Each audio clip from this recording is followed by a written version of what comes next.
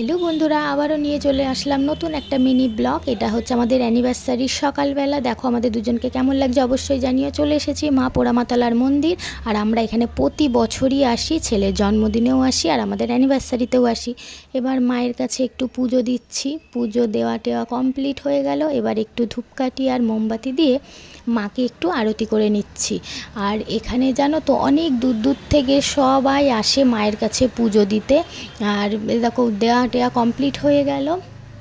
এরপর হচ্ছে ধূপকাঠি মোমবাতিটা জায়গা মতো রেখে দিচ্ছি।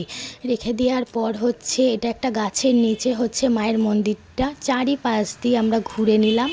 ঘুরে টুরে নেওয়ার পর আমাদেরও হচ্ছে পুজো দেওয়া কমপ্লিট হয়ে গেল। এবার পাশেই রয়েছে মা ভবতারিণীর মন্দির, সেখানে একটু মাকে প্রণাম করে নিলাম। তারপরে হচ্ছে আমার ছেলেকে টানছি, কিন্তু আমার ছেলে কিছুতেই আসবে না ক্যামেরার সামনে। শুভ দুপুর বন্ধুরা।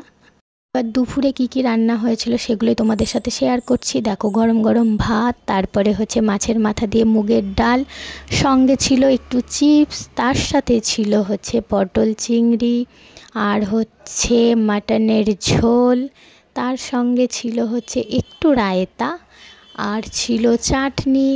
চাটনির সাথে ছিল পাঁপড়, আর ছিল কমলা ভোগ। কেমন লাগলো আমার এই ব্লগটি অবশ্যই জানিও। এরপর রাতের বেলা একটু কেক কাটিং হয়ে গেল, কারণ কেকটা না কাটলে তো সত্যিই ভালো লাগে না।